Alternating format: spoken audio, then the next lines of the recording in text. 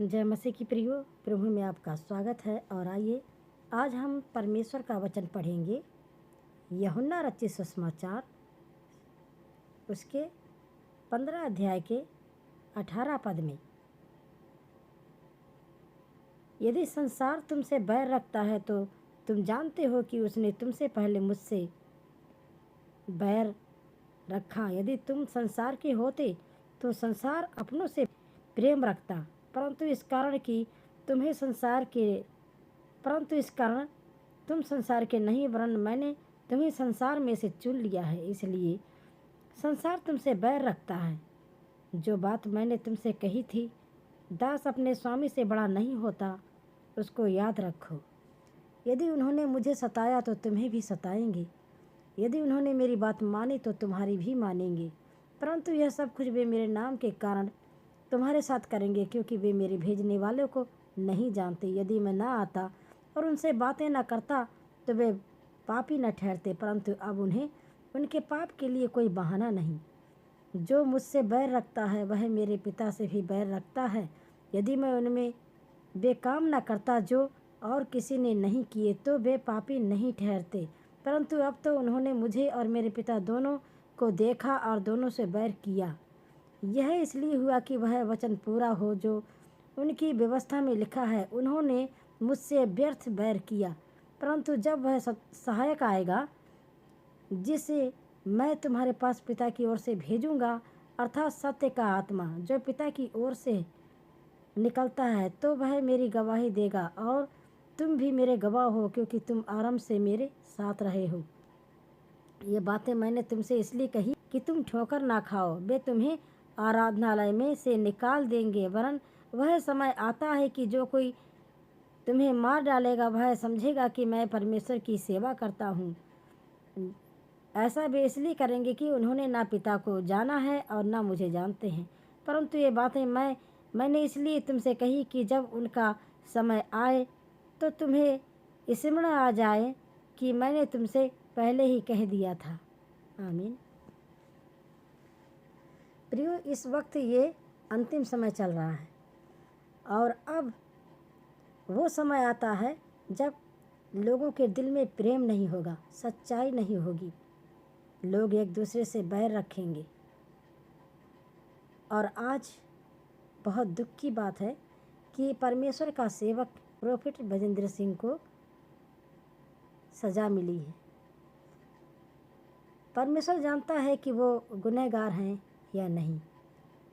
वो परमेश्वर के पवित्र सेवक हैं और परमेश्वर के वचन से भरपूर हैं, और जो उनके ऊपर बहुत ही घिनौना दोष लगाया गया है, परमेश्वर ही न्याय करेगा। जैसे यूसुफ को फंसाया गया था, पोतीफर की पत्नी ने यही इल्ज़ाम उसके ऊपर लगाया था और वो बंदी गृह में डाल दिया गया था। प्रियो, हम पढ़ेंगे यूसुफ और पोतीफर की पत्नी। यूसुफ सुंदर और रूपवान था। यूसुफ बहुत ही सुंदर था, रूपवान था। इन बातों के पश्चात ऐसा हुआ कि उसके स्वामी की पत्नी ने यूसुफ की ओर आंख लगाई और कहा, मेरे साथ सो। पर उसने इनकार करते हुए अपने स्वामी की पत्नी से कहा, सुन, जो कुछ इस घर में है मेरे हाथ में है, उसे मेरा स्वामी कुछ नहीं जानता और उसने अपना सब कुछ मेरे हाथ में सौंप दिया है। इस घर में मुझसे बड़ा कोई नहीं, और उसने तुझे छोड़ जो उसकी पत्नी है मुझसे कुछ नहीं रख छोड़ा। इसलिए भला मैं ऐसी बड़ी दुष्टता करके परमेश्वर का अपराधी क्यों बनूं? एक दिन ऐसा हुआ कि यूसुफ अपना कामकाज करने के लिए घर में गया और घर के सेवकों में से कोई भी घर के अंदर न था। तब उस स्त्री ने उसका बस्तर पकड़कर कहा, मेरे साथ सो। पर वह अपना बस्तर उसके हाथ में छोड़कर भागा और बाहर निकल गया। यह देखकर कि वह अपना बस्तर मेरे हाथ में छोड़ गया, बाहर भाग गया। उस स्त्री ने अपने घर के सेवकों को बुलाकर कहा, देखो, वह एक इब्री मनुष्य को हमारा तिरस्कार करने के लिए, हमारा अपमान करने के लिए हमारे पास ले आया। वह तो मेरे साथ सोने के मतलब से मेरे पास अंदर आया था। और मैं ऊंचे स्वर से चिल्ला उठी। और जब यूसुफ ने उस पोतीफर की पत्नी की बात नहीं मानी तब वह गुस्से में आ गई और उसने यूसुफ को फंसा दिया।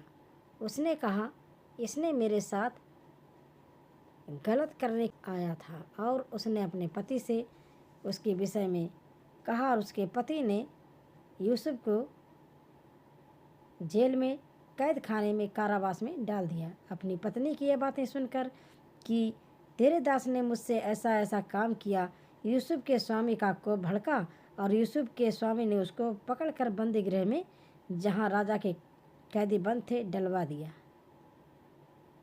अतः वह उस बंदी गृह में रहा। यूसुफ निर्दोष थे और यूसुफ पर भी यही इल्ज़ाम लगाया गया था, और यूसुफ ने कोई पाप नहीं किया और उन्हें पाप की सज़ा मिली, और परमेश्वर उसके संग रहा, और परमेश्वर ने उसके ओहदे को, उसके पद को और बढ़ाया और उसे बहुत ही आशीषित किया। तो प्रियो, परमेश्वर अपने सेवक प्रोफेट बजेंद्र सिंह को आशीष दे और उसके द्वारा और अद्भुत काम करे। यही हमारी खुदा से प्रार्थना है।